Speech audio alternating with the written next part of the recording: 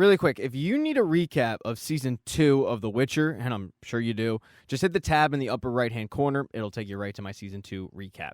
Now, Season 3 picks up a few months after the ending of Season 2, and a lot of people are looking for Ciri. Francesca is one of those people. She's hell-bent on finding Ciri and being first.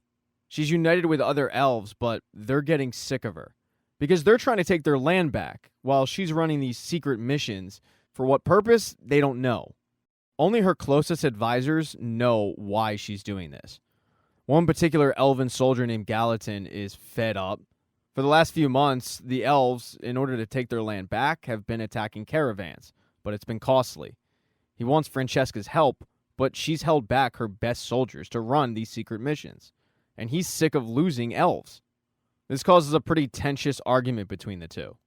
Vizimir is also looking for Ciri. He blames Dijkstra because Dijkstra promised that Ciri would be his, and so far, it hasn't been the case. He really just wants her to prove that he is the king, prove he has some wielding power. One of the excuses that Dijkstra makes is the fact that they keep getting attacked by elves, but Vizimir doesn't want to hear it. He wants results. He wants Ciri. In order to speed up the process, he's going to put his brother Radovid on the job.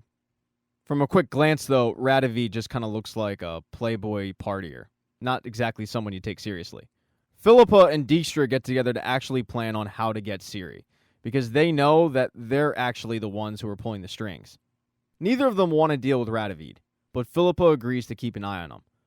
She does, however, say that if she does this, she'll be the one calling the shots when she gets back. The final person who's really searching for her is Rience.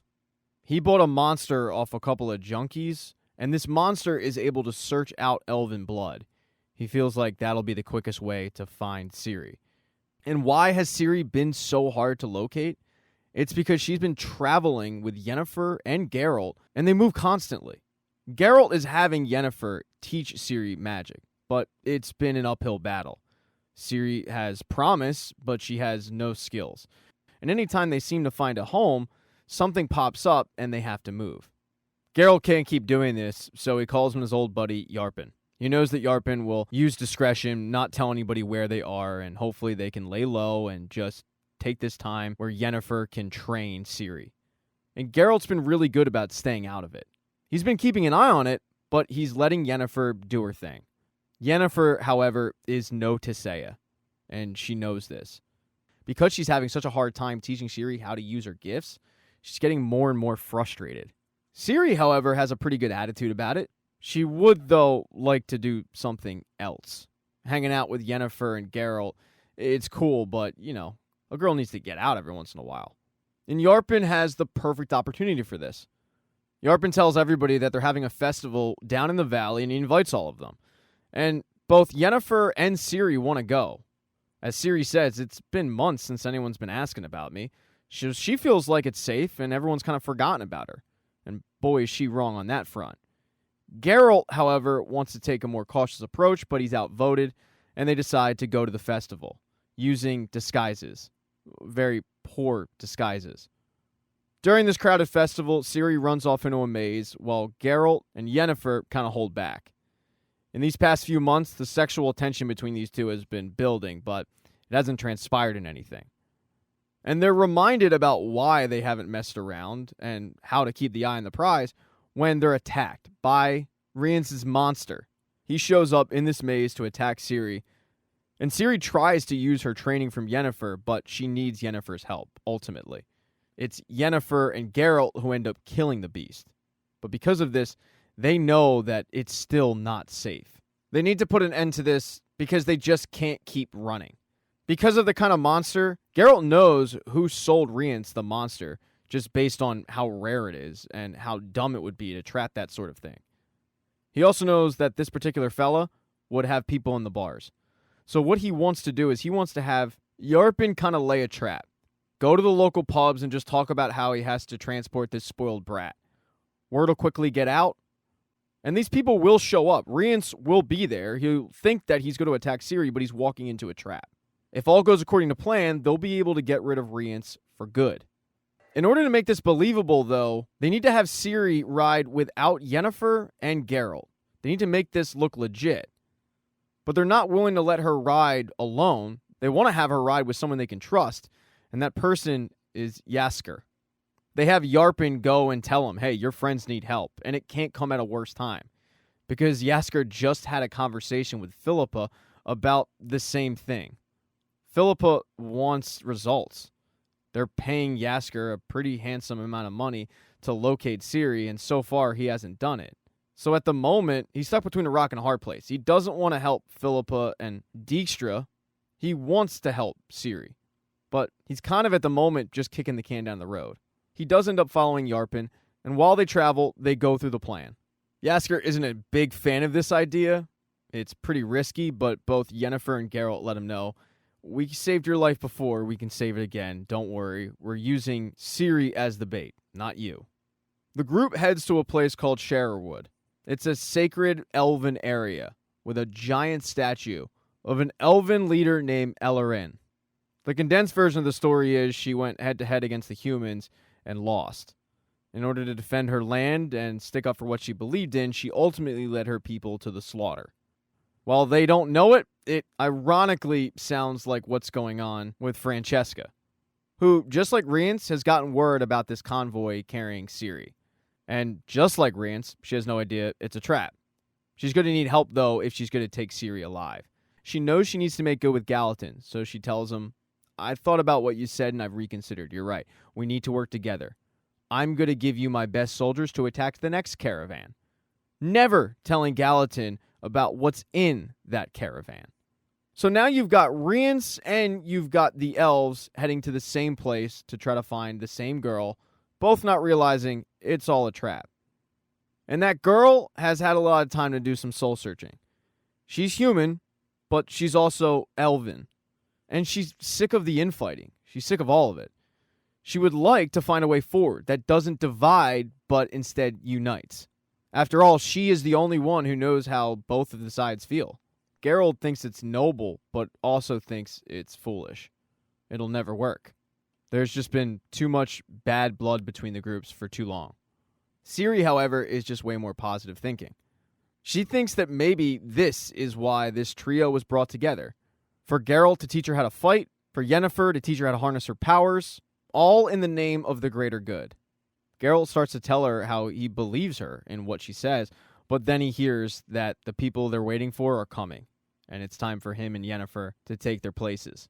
About a minute later, that is when Rience and his people show up. And all that training that she did with Geralt, it worked. She's able to hold her own. Just in enough time for Geralt and Yennefer to pop out and attack. Yarpen and his people also join the fight on behalf of Ciri and her side. And realizing that he's been outnumbered, Rience tries to open up a portal and escape. But Yennefer is able to keep the portal open long enough to allow Geralt to jump through and hopefully kill Rience. Yennefer is struggling big time. She feels a darkness in this portal that's seeping into her. She's trying to hold it as long as possible, waiting for Geralt to pop on through. It's taking him a while, though, because Rience is holding him off with his fire magic. It's also worth mentioning that Geralt has no idea where they are. Geralt also doesn't know that Francesca and the other elves have shown up. And Gallatin is pissed off when they show up and there is no caravan, and he finds out that he's been duped by Francesca. But Francesca tells him the girl is all that matters. So you've got this battle going on between these groups. Ciri in the middle of it. Yennefer trying to keep this portal open, and Geralt trying to kill Rience, and it's kind of just a shit show. Francesca starts to scold Yennefer at one point about why she thinks that Ciri belongs to her, but Yennefer uses her magic to knock Francesca out. It's only a matter of time, though, before the portal closes, and Geralt is stuck in this building for good. He realizes this, so even though he has Rience dead to rights, he decides to take his power away from him by breaking both of his hands and jumping through the portal. The group then is easily able to fight everybody off, with Francesca and the elves retreating. Once they're able to get to safe ground, Yennefer tells Geralt, I have to take her to Aretuza. There's only so much I can do. She'll be best suited there. Geralt is hesitant to give the okay to do this. He's worried about Ciri in Aretuza. And Yennefer says, then come with us. Watch over her. If it's not safe, pull her out. A very reluctant Geralt agrees, but he's not coming with. He knows that he needs to find Rience and finish him off. He's just scared. He's scared for Ciri, and he also is still hesitant to trust Yennefer. Ultimately, though, he knows that he has to get past that. He has to give her a chance to show that she's trustworthy.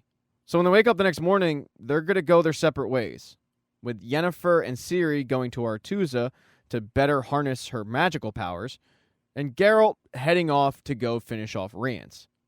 But Geralt probably should have headed with them, because Rience is in Aretuza. One of the reasons why Yennefer wanted to take Ciri there is because she knows that Rience isn't the master. He's not the one calling the shots or somebody above him, and that person is Stregobor.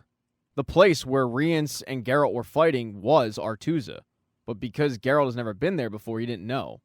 And deep in Aretuza, Stregobor, using his powers, has fixed Rience's hands, and he's back to being able to conjure fire magic. As for the other people who are looking for Ciri, that was the final straw for Gallatin. He's had enough. He got duped and hoodwinked, and he's going to go get help from an old friend to deal with Francesca. Before he does that, though, he stops off and helps one of his injured soldiers. It's Dara. And Dara admits that he does know Ciri, and he actually warned them that she was dangerous. So that kind of just adds to Gallatin's thought process that Francesca needs to go. But after the battle that took place, Jaskier can't do this anymore. He meets with Philippa and Radovid, and he agrees to their demands to get Ciri. Because, as he tells both of them, Ciri's in danger and the people around her are also in danger. It would just be best if she landed somewhere safe. Figure Redania is as good of a place as any. Jaskier agrees to basically hand her over, but he does so under one condition. They get rid of Rience. As soon as Rience is gone, he'll hold up his end of the bargain. He adds in that by doing this, it'll also help because you'll gain Ciri's trust. In episode 2, Yennefer and Ciri are on their way to Aretuza, but it's just going to take some time to get there. There's also the whole matter of, well, Yennefer's not really welcome there anymore. So to warn Tissaia that she's on her way, she sends her a letter, knowing that it's going to take some time for that letter to get to Tissaia, but also it'll at least give her a heads up to mentally prepare for Yennefer's re-arrival. Ciri, though, is going through some difficulties because she's having these visions, these very vivid visions. It's blurring the future with the past. Like, she's envisioning how people die, and she wants to change it. She wants to warn them. But Yennefer tells her, you can't do that. This really frustrates Ciri, because she feels like the whole reason why she has these visions is so she can make a difference. But Yennefer, knowing all too well how changing one thing can impact thousands, doesn't want her to do anything. They continue on their way, and Yennefer stops by an old friend who's able to create portals. She knows her from Aretuza. They both were kind of kicked out of there. That's why Yennefer's friend, Kira, is really surprised when Yennefer says, I need a portal for Aretuza. Because Kira knows exactly what happened the last time Yen was there. Before they can get the portal, though, a guy comes in with a large amount of money asking for his own portal. But he also seems to have a prisoner. And when Ciri looks down at this poor kid, she sees how he dies. He's going to die if he goes through that portal. So Ciri just instinctively cuts him loose, tells him to run. And the man who wanted the initial portal gets pretty pissed off that his prisoner just escaped. He wants to kill Ciri. And Yennefer ends up killing him first. But Kira lets both of them know, you guys just made a horrible mistake. That is one of Huvinagel's men. If you don't want to get decapitated, you'll get the hell out of here. And Kira conjures a portal of her own and leaves. This really annoys Yennefer, who warns Ciri about doing something like this. But Ciri just doesn't understand the implications. And the more that Yennefer tries to explain to her why you shouldn't do such a thing, Ciri gets more and more annoyed. Until finally, Ciri crosses the line and says, what would you know about trying to stick up for your own life? Because there's only one side of Yennefer that Ciri knows. So Yennefer looks at her and says, okay, we're going to make a detour. And I'm going to be brutally honest with you. And I'm going to show you my life. And she takes her to the location of Yennefer's first home, where she grew up. And she's able to show her the life that Yennefer had. Proving to Ciri that, yes, at one point, I did, in fact, have to stick up for my own life. She then lets her know that she, at one point, let one soldier go, and now the whole continent is paying for consequences. So, the message is, ignore your visions for the time being. They both continue to make their way towards Aretuza, where they have a new teacher, Triss. She's taken to teaching the new mages. But as they all sit in their towers teaching, they know that there's a war raging on the outside. So the council kind of convenes quickly to talk about what they should do, if they should get involved or not. One person who's really frustrated is Stregobor. He puts all the blame on Tissaia, saying that she promised Ciri and she hasn't delivered, and if they want to resolve these issues, they'll just find her and kill her. Both Triss and Tissaia, however, fight back on that, saying that's not how they do business. Later that night, Tissaia ends up getting the letter that Yennefer sent, and her and Vilgefortz just sit down and discuss it, whether or not they think it's a good idea to welcome her back. Vilgefortz points out that this whole conversation, though, is pointless, because Tissaia's already made up her mind. He knows that she's going to welcome Yennefer back, and he supports it, because if Yennefer can forget the past, then he will as well. Tissaia then mentions how she's going to meet with Yennefer before she gets to Aretuza. She's going to surprise her and make sure that Yennefer isn't bringing any bad news their way. Some people might consider a Witcher bad news, but the Witcher, along with Jaskier, give Codringer and Fen a visit, because they need to find out where Rience is and who's hired him. They give Geralt a pretty quick summary of Rience, just that he was kicked out of school, and that just supports the theory that he is in fact working for somebody else. As for who actually is calling the shots, they tell Geralt they don't know, but Geralt simply run out of money to get that kind of information, so it's actually unclear if they do know. But what they do tell him is whoever is pulling the strings is doing his business in this castle not too far away. Right as Geralt is leaving, Fen says, "Oh, do give our best to the Elder Blood Princess." And that stops Geralt right in his tracks, because he never mentioned Ciri once, just that Rience was trying to kill a friend of his. Geralt walks back in the room up to Codringer and says, "You have a client looking for her?" And Codringer says, "Istrid." But Fen pipes in and says, "You have to know, he isn't the only one willing to pay. If you want to save her, you need to find another girl." Geralt isn't about to do that. He and Jaskier start to walk out, and Jaskier starts floating the idea about Redania, saying, "Let's brainstorm some ideas on how to keep her safe on the way there." And then he realizes Geralt's not taking him with him. And he gets really pissed off at that, because he almost died for the cause. But Geralt says, "I can't protect you, so you're going to have to sit this one out, and when it's safe, I will come after you, Jaskier." So Geralt takes off to go to this castle, trying to find out any information he can on this mage, while Jaskier headed to Redania. He wanted to meet with Radovid. He tells Radovid that Geralt didn't have enough money to find out who Rience is working for. But Radovid, being a prince, he does have that kind of money. So if Radovid were to pay them a visit, find out the location, find out where Rience is, kill him, it would lead to Ciri being in Redania. Radovid vows to look into it. Once Jaskier leaves, he heads to dinner, where the king is once again waxing poetic about some story everybody's heard multiple times. But he tells both Dijkstra and Philippa what he had to say about Codringer and Fen. The information that he's bringing them brings up a point that Philippa was trying to tell Dijkstra earlier in the day, that they can actually use this guy. He's not just an idiot. Philippa leaves the table saying she's going to have to pay them a visit. This gives Dijkstra an opportunity to tell him that Philippa seems to think he could be of use, but he's not so sure. And Radovid says, "You have to realize everybody in this room is hiding something, including my brother. I know that you think that Vizimir doesn't hide secrets from you, but did you happen to know that he had a meeting last night with Nilfgaard?" And no, Dijkstra had no idea about that. He doesn't get a chance to tell Philippa this, because she may have gone to visit Codringer and Fen a visit, but she shows up too late, because Rience got there first. He knows that the Witcher was there, and he demands to know where the Witcher is headed. Once he gets that information by threatening to burn their cat alive, he does it anyway. He sets the entire place on fire, and it would be a shock if those two senior citizens made it out alive. It's not really going to matter, though, because Geralt had arrived at that castle, and he could figure out it was a trap. It basically was a mad scientist experiment room. You had these 3 heads jutting out from the wall, and then a monster of all of their limbs. One by one, Geralt had to kill all of them. But then there was something else in the corner. It was a girl who seemed to be closed in by this sort of embryo, but she looks a lot like Ciri. She also doesn't know how she got there.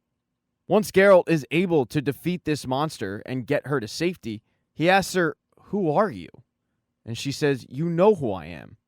I'm Ciri." And that freaks Geralt out. And then finally, we get an update on what happened to Cahir and Frangilla. Frangilla was made to be a poison tester for the White Flame, but she ended up faking her own death and escaping. While Cahir, he was forced to, just like many others, attack caravans. And Cahir was actually the one who Gallatin went to go visit. That was the old friend that he wanted to get help from. Gallatin tells Cahir all about his issues with Francesca and about how Francesca is so wrapped up in finding this girl. And as soon as he says that, Cahir knows exactly what he's talking about, but he doesn't let on. He doesn't say how important Ciri is. He just lets his friend ramble on about how Francesca is botching this whole thing for them. Cahir always told Gallatin that he should be in charge. So now, Gallatin's going to take him up on the offer, but they have to get approval from the White Flame first. In episode 3, both Cahir and Gallatin arrive at the castle and they meet with the White Flame. And Gallatin tells him, "Dude, this Francesca chick, she ain't it. You're ordering us to fight and soften the North. She's just searching for a girl." Just like with Cahir, the White Flame knows exactly what he's talking about, but he doesn't let on. Just telling Gallatin, "I want you to stay a while. We'll resolve this issue. Go get some food. We'll talk later." Once Gallatin leaves the room, it's just Cahir and the White Flame. And Cahir feels like this is a way he can get back into the White Flame's good graces. He tells him, "I'm not lying about this. I know I betrayed you before, but Ciri is out there. I've actually had dreams about her. I feel like she wants me to go find her." The White Flame kind of dismisses that, just pointing out that he tried that once. He failed. So Cahir pivots, praising Gallatin, saying he's a good fighter and he can deliver the North. But the White Flame isn't interested in Gallatin. He looks at Cahir and says, "I know a good leader when I see one." And that good leader is Cahir. He then demands that Cahir prove his loyalty by commanding him to kill Gallatin. So that night, Cahir goes and visits Gallatin. They have a chat about the usurper. And at one point, Cahir looks at him and says, "When the White Flame freed me, he told me the usurper was a fool to let you go, son, because you are the strongest of them all." And then he plunged a dagger right into Gallatin's neck, killing him. Back over with Geralt, he has to figure out what to do about this girl who's claiming to be Ciri. He goes and, just like he said he would, he gets Jaskier. He shows him what he's dealing with.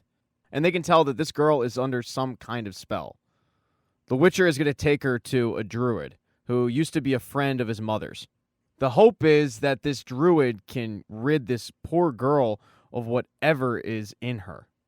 The druid they're looking for is a woman named Annika, but when they get to the house, it's somebody else there as well, a man named Otto. They both know Geralt, because Otto is a werewolf, and years before, Geralt was hired by townspeople to kill him, but instead of doing that, Geralt found a solution to harness his power. So because of that, Otto has always been indebted to Geralt.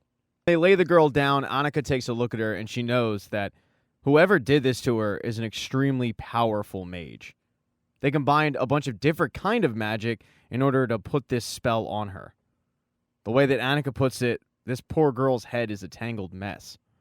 Annika and Otto create an elixir for the girl, and they give it to her, but they do tell Geralt this is going to take some time, and there's no guarantee that it'll even work. But if it does, she'll be able to tell us who did this to her. While they wait to see if the elixir does work, Geralt and Jaskier head off into the woods to have a conversation because Geralt has heard through the grapevine that Jaskier was talking to Philippa.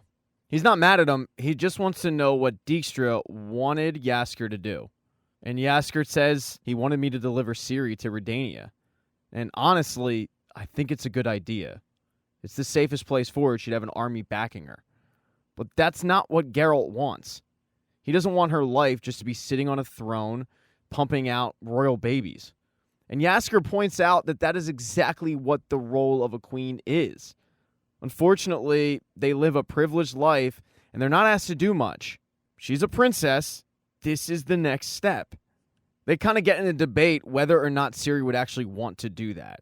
But what they both agree to is the fact that Ciri would absolutely not want to be a political pawn for Vizimir and Dijkstra. Jaskier warns Geralt that neutrality has its issues, and the issue that they currently find themselves in is proof of that. And Geralt's aware. He admits that he thought by taking Ciri off the board, the world would stop trying to use her, but instead, they're finding people to put in her place. Like this poor girl who's sitting in a hut waiting to wake up. They then walk in, and Geralt tries to wake the girl up and find out some information. Both Otto and Annika warn him that he's doing this way too early, and it could ruin the extraction spell. And it seems like they were right. Geralt is able to extract some information from this girl, like her name is actually Taryn, and that she was in school at Aretuza. She was taken by a man from her room that always scared her. There was another man there with a scar on his face, and there was a woman with a funny voice. They all helped this man. But before Geralt can get any more information from her, the extraction spell turns, and she starts lashing out. They're able to quell the situation, but Annika does get injured in the process. As Annika is resting in bed, Geralt is by her side, and they decide to have a chat. They have a conversation about his mother, and because of the way that he was left, he vows to never leave Ciri. He does ask her, hey, can Taryn stay with you while I figure out a way to help her? And Annika says, of course, but where are you going? And Geralt says, I'm going to Aretuza. And hey, as it just so happens, that is where Yennefer and Ciri are still headed. They stop off in a town and they go to a bank where Yennefer has some big fans. The head of the bank is indebted to her because she helped him out years ago. She gets some money and then she asks for a babysitter for Ciri because she has to go handle some matters and she doesn't want to drag Ciri along. It's not going to be long, but Ciri is still a little bit concerned. Because of this, Yennefer creates a spell, puts it in a necklace, and tells Ciri that she just has to hold it, recite a chant, and then someone should come and help her. It's called a locator spell. While Ciri is left behind, Yennefer goes and has a private conversation in Aretuza with Tissaia. She wants to make sure that Tissaia would be on board with keeping Ciri safe. The first thing Yennefer does is apologize for everything that she put Tissaia through. But then she brings up Rience and how Rience is after Ciri. And they can't let Rience get to her. Tissaia, who's a little baffled, says, you want me to help hide a princess whose existence means war? If war is coming, there's no hiding her from it. But Yennefer says maybe she can lead us out of it. For all the Brotherhood's faults, they respect magic, and this girl has it, and then some. She begs for Tissaia's help, and the only thing Tissaia says is, after all this time, you finally did it. You became a mother. As they were chatting about Ciri and her safety, Ciri was getting into trouble. There was a show in the middle of the town. A guy showing off what he claimed were some monsters, but Ciri called him out on the BS. The monster that he did have, however, got freed, and Ciri ended up killing it. Although as soon as she did, she realized, oh crap, I need to lay low because I am not incognito anymore. She tried to get out of there, but she realized that she had lost her money. And there was a girl who had been watching her the entire time and watched how she handled herself when she was put up against this monster. And while the girl was impressed, the girl snatched her coin purse and headed off with it.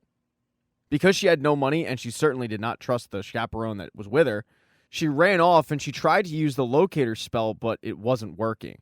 And then she got caught by a teacher, ironically, from Aretuza. She demanded that Ciri get back to the dorms, but Ciri fought back, and the woman slapped the crap out of her.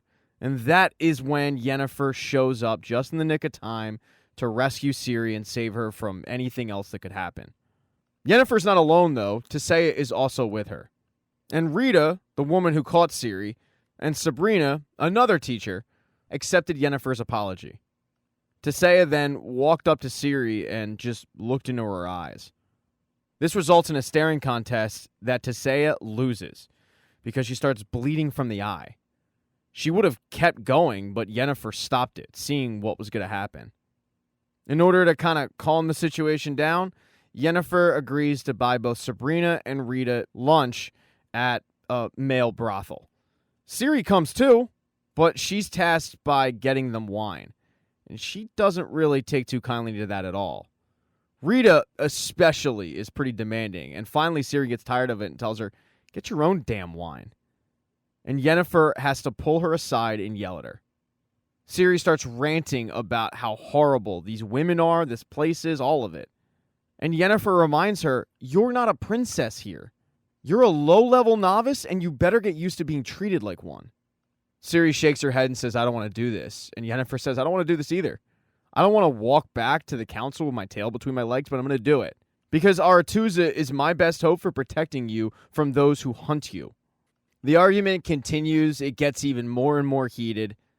And it ends with Yennefer telling her, "I'm not Geralt. This isn't Kaer Morhen. This is the version of myself that I have to be here.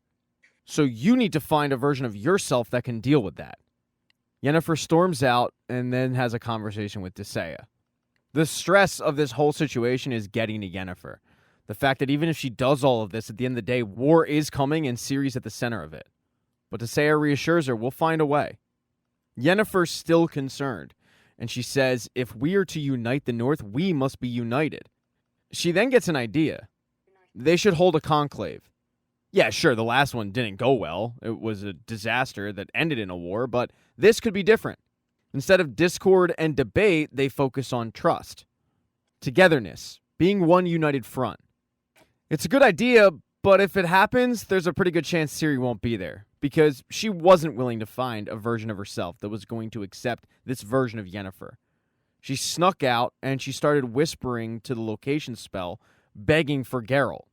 As she was fleeing, she got chased by members of the Wild Hunt.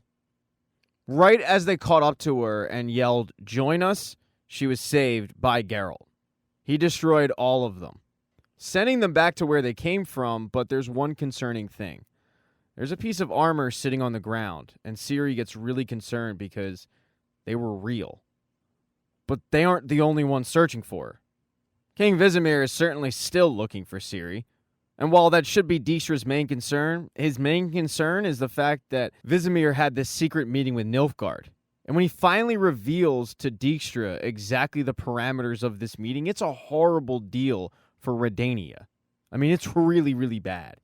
And even though Dijkstra tries to tell Vizimir that he needs to back off this deal, Vizimir is just too stupid to understand that it's horrible for his people. Dijkstra and Philippa realize that they need to do something about this. With Radovid listening in the corner, both of them discuss the fact that they know Vizimir is kind of being led by his wife, Hedwig. They figure that it's time for Hedwig to be useful, but for them. Philippa then gets to the matter of Rience. She found a portal and she went through it, and she knows that he's being backed by some artsy kind of person, but other than that, it's a dead end.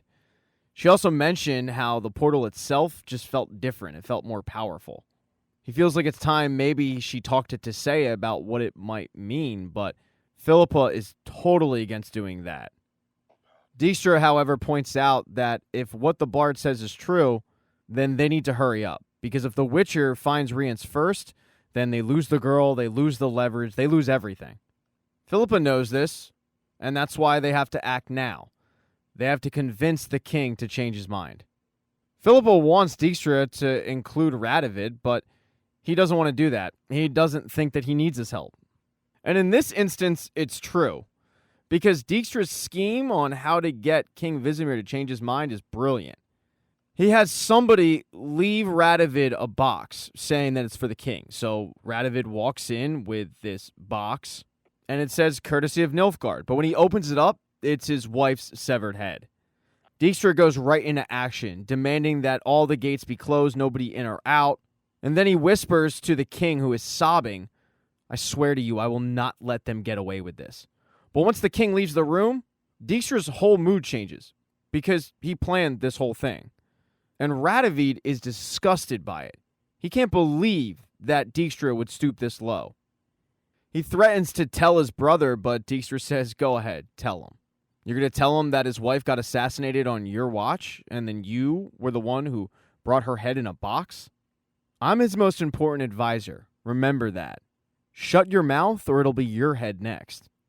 While all of that was going on, not too far away in the castle, Philippa was hooking up with the person who actually cut the head off.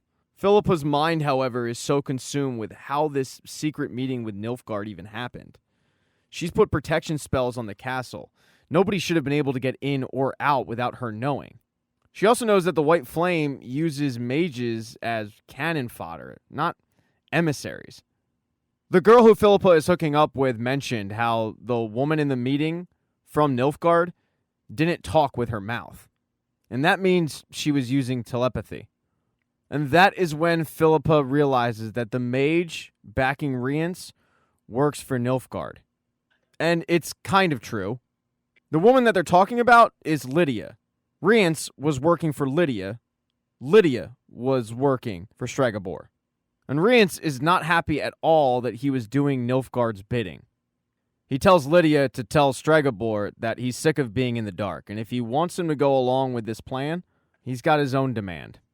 In episode 4, Cahir is still kind of traumatized the next day after killing his friend, but the White Flame wants to thrust him right into action, even though Cahir isn't really ready for that. The next person he wants him to kill is Francesca, and that's going to be difficult. He asks the White Flame for help, specifically Frangilla. He hasn't gotten an update on what happened to her, and the White Flame says she's dead. Of course, she's not. Nobody knows that. She's actually partying it up drunk in a tavern. So unfortunately for Cahir, he's going to have to go this one alone. When he does eventually show up in the woods and rejoins Francesca's army, they're surprised to see him. The story he tells them is that they went to the White Flame and Gallatin tried to stage a coup, but the White Flame ended up backing Francesca. And that's something that Dara just does not believe. The conversation, though, isn't contentious at first, although Francesca is a little weary about Cahir's real motives. But what does help is the fact that Cahir didn't come empty-handed. He came with a bunch of food. He also brought weapons, and it's a peace offering saying that he wants Francesca and the rest of the elves to help find Centrilla. They both tell each other why they're searching for Ciri, and Cahir says there is a way to get what we both want, but it's going to require cooperation. Dara urges Francesca not to go along with this scheme, and she is hesitant, so she asks Cahir, what happened with Frangilla? Did she try to stage a coup too? It seems like there's a theme with the people that trust you. So why should I join them? And Cahir is blunt, telling her it's the only choice you've got. He then pulls out a piece of paper and shows her what he calls their first mission as allies. As for Yennefer, she finally made her way to Aretuza, and she makes her plea to the Brotherhood on why they should have this conclave. People like Stregobor are completely against the idea, but it's only because Yennefer is the one who came up with it. But Yennefer is able to convince the entire group that this is what's best. So invitations go out. They're going to have a conclave amongst the mages. Once the meeting with the Brotherhood is over, Tissaia, along with Yennefer, have a conversation about the success that they just had, but they get interrupted by Triss, who notice that one of the students, they're gone. The room is empty. And Tissaia doesn't really think much of it, but Triss is concerned. Because lately, this has been a trend. Students just up and vanished, missing. Triss needs to look into this further, so she heads to the library, where she runs into Istredd. She's surprised to see him, but before they get into the reason why he's there, she looks at a ledger of a bunch of the novices who went missing, and she notices a trend. They're all elven. That's when she finds out why Istredd is there. Because he's been looking for this book on monoliths, but somebody beat him to it. Getting the hands on the book is really important because it could offer elves safety. The reason he showed up early is because he knows that somebody from Aretuza has that book. Now he's thinking that the same person who's kidnapping these novices is the same person who has the book. For sure, it is a concern, but it's one that Triss is going to have to wait to tell Yennefer about, because Yennefer had to head to Redania to go to the funeral services for Hedwig. Before the services kick off, Dijkstra sends a messenger to send reinforcements to Aretuza. But that messenger gets killed on his way there, never delivering the message. And he was actually the first one that Ciri had a vision of. He was the first one that Ciri wanted to warn about his impending death, but she never got the chance to. While this guy was riding off to his death, Philippa gives Dijkstra an update on the fact that all communication from Nilfgaard goes through the woman without this voice. As far as Nilfgaard's concerned, they don't claim Rience at all. These two have been scheming, though. They're planning on breaking up this little party at Aretuza and start pointing fingers. And the way that Dijkstra's planned it, he feels like it's only a matter of time before everybody is fighting on their behalf. The death of Hedwig has really gained them a lot of sympathy favor. A little while later, though, the funeral service kicks off, and a very unwanted Yennefer shows up. She showed up to offer her condolences, but in reality, she showed up to convince Philippa to come to the conclave. As Yennefer tries to convince Philippa to put her bad blood with the Brotherhood aside and show up in good faith, the king is vowing vengeance against Nilfgaard. Once the funeral is over, that's when Yennefer steps up and talks to the king, even though Dijkstra tried his hardest to avoid this. She starts off by apologizing for what the king has gone through recently, trying to curry favor with him, and she's able to convince the king to order Philippa to go by telling him that in times like this, the king needs more protection, the kind that the Brotherhood has to offer. The king allows Philippa to go, but he also commands Dijkstra and Radovid to escort her there, and he won't take no for an answer. Once she gets the answer she wants, Yennefer tries to portal out of there, but her portal doesn't go to where she expected. It goes to the edge of a cliff. And then suddenly, she sees Geralt. Geralt asks where's Ciri. Yennefer's really confused, and then Geralt attacks her. Yennefer is able to hold him off and eventually just destroy this fake Geralt and portal out of there, but she is really, really concerned because she has no idea how this happened. The noise of her returning to Aretuza gets Triss and Sabrina to run in to find out if she's okay. Yennefer explains to both of them that the portal she just was in was corrupted somehow. She wants to tell Tissaia about it, but Triss says don't. I know you want this conclave to work, but something else is going on here, and you need to be careful who you can trust.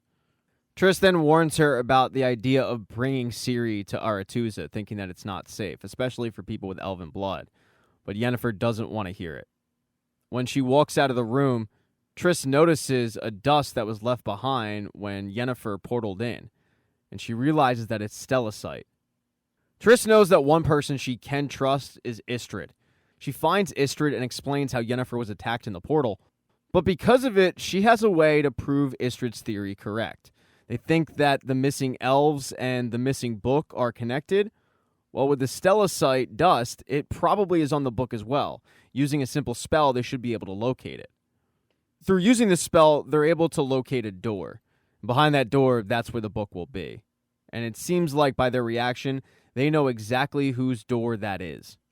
Now, while they were going through the spell, Yennefer was going to meet with Geralt, Jaskier, and Ciri. They had to take a boat to get to Aretuza, and it was a rocky journey. They faced a monster, and it was actually Ciri who held her own and ended up killing it. It made Geralt really proud. Once they get off the boat, they start making their way towards Aretuza, / making their way towards Yennefer, and that's when Geralt decides to tell her about Terran. He tells her that whoever Rience is working for, well, their ultimate plan is to manipulate Ciri. They use Terran as a test subject. Ciri, however, isn't worried about it. She wants to protect the women who are hurt, and also find the mage who's behind all of this. So there ain't no way she's turning around. By nightfall, they finally run into Yennefer, and it's a little awkward. Ciri apologized to Yennefer for leaving. Yennefer apologized to Ciri for putting her in that situation. And then they task Jaskier with looking after Ciri in a cabin. Geralt is to be Yennefer's date at the conclave. After Jaskier puts her to bed, though, he notices something outside, and he's surprised because it's Radovid, who showed up looking for him. And that night, they hook up, because there has been some sexual tension every time the two talk. Back at Aretuza, Yennefer fills Geralt in on this corrupted portal, and the fake Geralt that she had to destroy. They know that whoever backing Rience is in the castle. Now the question is, who is it? Who is it that uses illusions, hates Yennefer, and has a history of experimenting on young women? It doesn't take him too long to figure out that that person is Stregobor.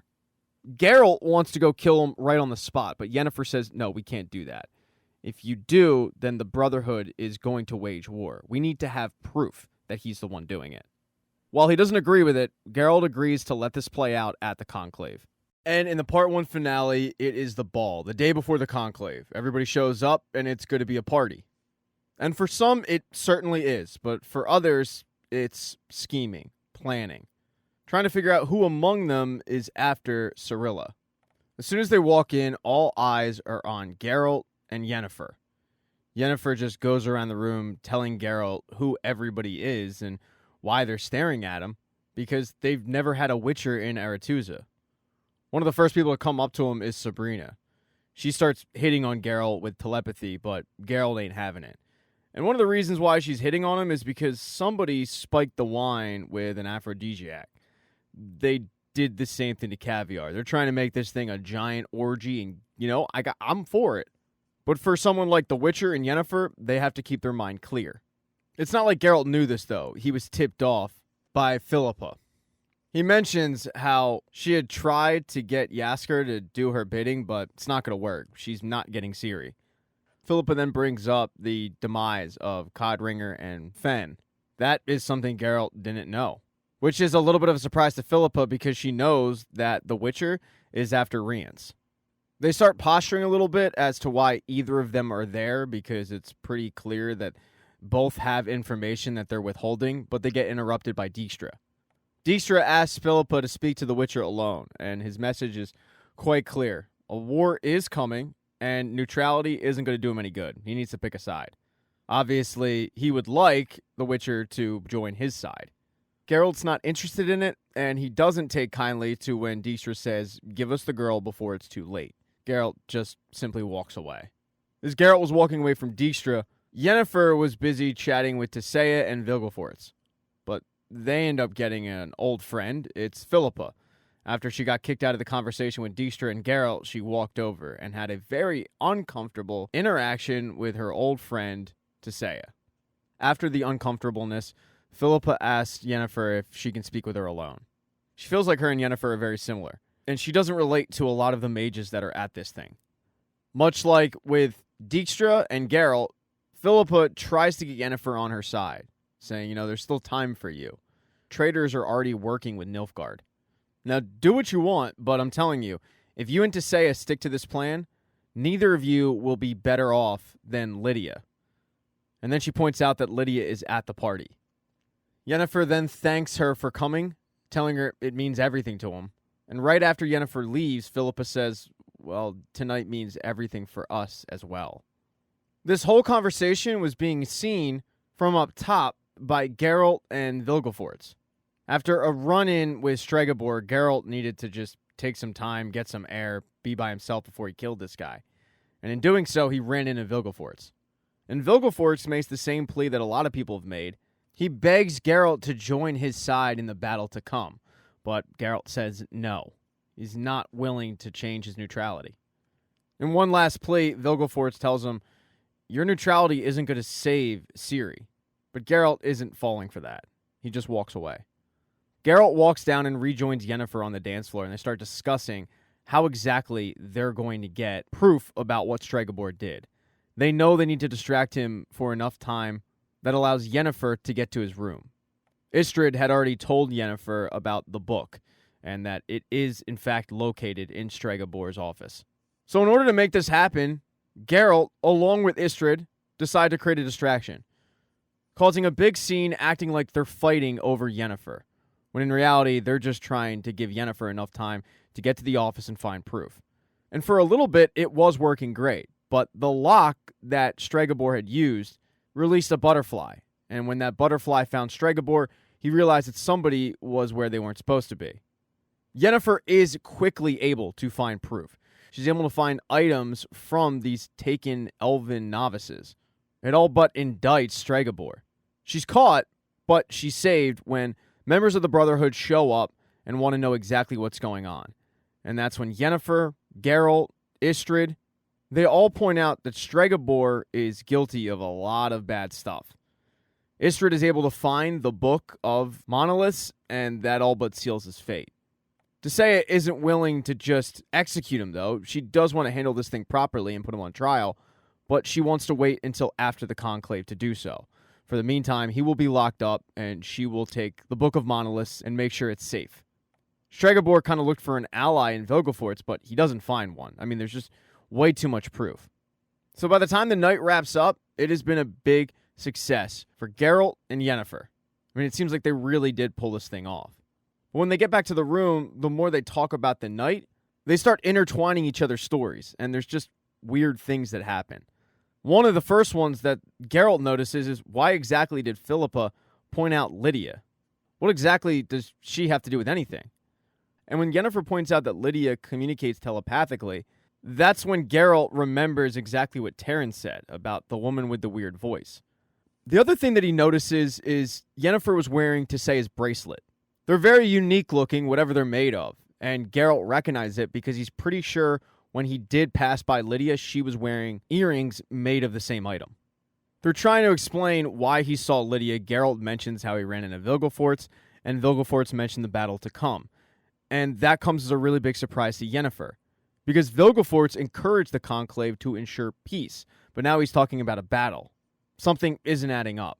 Yennefer also goes into great detail about where her corrupted portal sent her, and Geralt recognized the description because, as it turns out, it's Vilgefortz's favorite painting. He had told Geralt all about it earlier in the day when he was trying to court him to his side. On top of it, Vilgefortz is the one who gave Tissaia this particular bracelet, the one that matches the earrings that Lydia was wearing. Both the earrings and the bracelet are made of something called scarlet ammonite. Scarlet ammonite is only found in the mines in West Redania, where the castle that the experiments were taking place was. The light bulb then turns on and they realize that Stregobor wasn't their guy. Vilgefortz is. Geralt goes and grabs his sword because he wants to right this wrong, while Yennefer goes and grabs the necklace because she wants to locate Tissaia. She wants to warn Tissaia if she is in danger. Geralt begs her to leave with him because he knows that it's no longer safe and they need to get out of there. But Yennefer yells back, "I'm not leaving Tissaia." While she tries to locate Tissaia, she commands Geralt to get out, make sure the pathway is clear for them to escape. Geralt does end up leaving his room, and he can faintly hear a woman yelling to secure the Great Hall, put a man there, put a man over here, directing traffic, if you will. As he's slowly making his way down the hall, proceeding with extreme caution because he has no idea what's around the corner, that's when Dijkstra puts a knife to his throat, telling him, "Should have joined our side." And that is the end of part 1. Thank you so much for getting this part of the recap. I really appreciate it. Consider subscribing to the channel. Hit thumbs up if you like this. Smash that thumbs down button if you thought this video sucked. Stay tuned. I'll have all of part 2 recapped and up for your viewing pleasure when it drops. And I have shirts and t-shirts, so go buy a mug or something like that.